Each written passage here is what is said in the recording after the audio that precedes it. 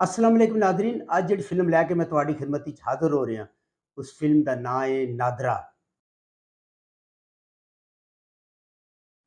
ये फिल्म 5 अप्रैल 1974 बरोजिमा रिलीज़ होने वाली एक black and white Punjabi film सी।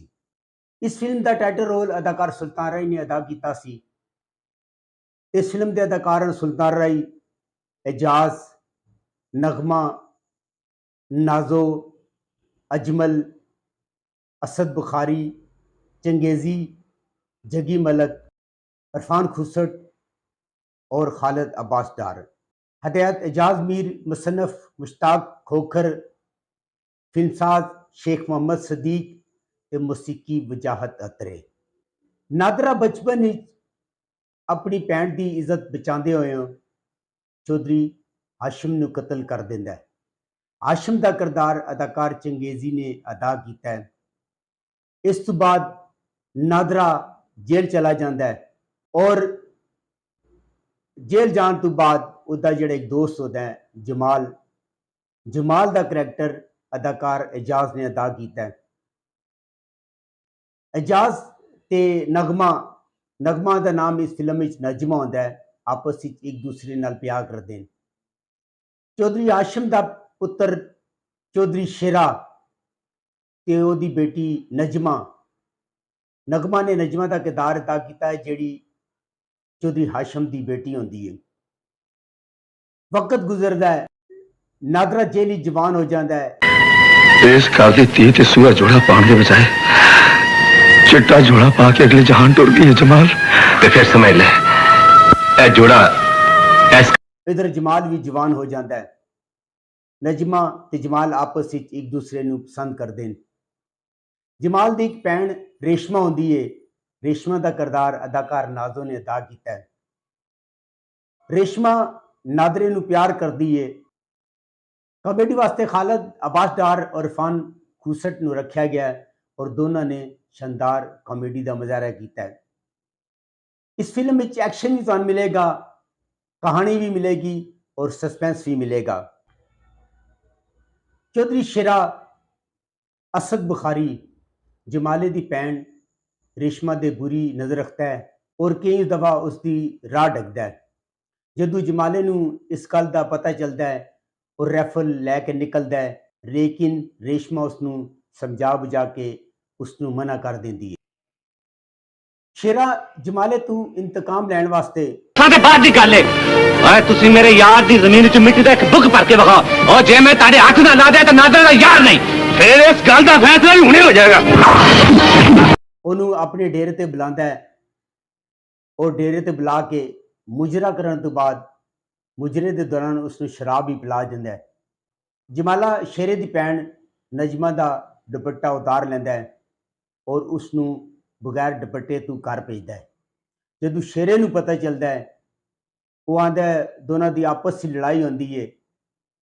वो शेरे नूं मारदा है और नजमा नूं दुपट्टा वापस करके उसको माफ़ी मंगता है कि मैं सिर्फ शेरे नूं सबक सिखाने वास्ते कि वो दूसरियां दी तियां भैणां ते बुरी नज़र ना रखे यह हरकत की सी, लिहाजा वो नजमा को माफ़ी मंगता है और नजमा भी उन्हें माफ़ कर देंदी। इधर शेरे का दोस्त शम्मा लड़की नूं अगवा करने की कोशिश करता है और इस इल्ज़ाम में जेल चला जाता है। जेल विच चौधरी शेरे नाल वादा करता है कि वह जेल के अंदर नादरे नूं कतल करेगा, लेकिन वो इस कोशिश विच कामयाब नहीं हो सकता और आखिरकार वो जेल विचों फरार हो जाता है। नादरे की रिहाई का दिन आ जाता है।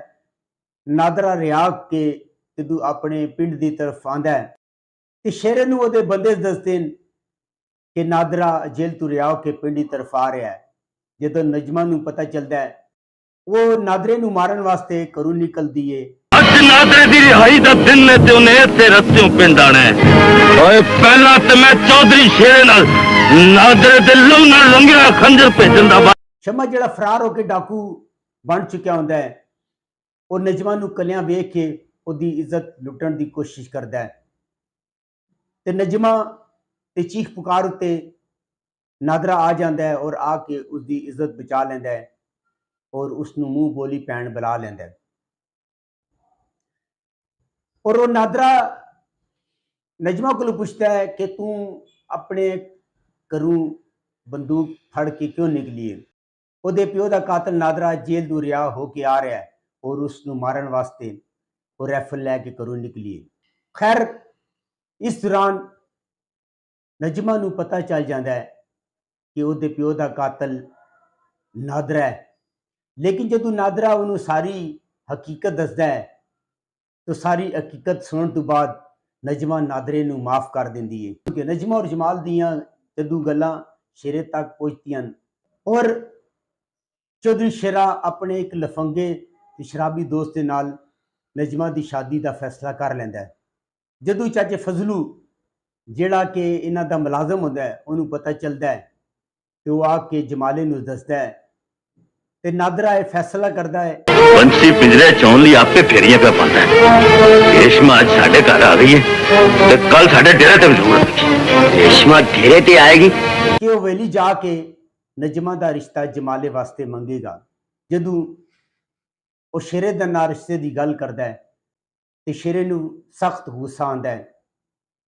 ਇਧਰ ਸ਼ਮਾ ਰੇਸ਼ਮਾ ਨੂੰ ਚੁੱਕ ਕੇ ਲੈ ਜਾਂਦਾ ਹੈ ਔਰ ਰੇਸ਼ਮਾ ਨੂੰ ਚੁੱਕਣ ਤੋਂ ਬਾਅਦ ਉਹ ਹਵੇਲੀ ਛੱਡ ਦਿੰਦਾ ਹੈ ਔਰ ਉਸ ਤੋਂ ਬਾਅਦ ਉਹ ਨਜਮਾ ਨੂੰ ਵੀ ਚੁੱਕ ਕੇ ਲੈ ਜਾਂਦਾ ਹੈ।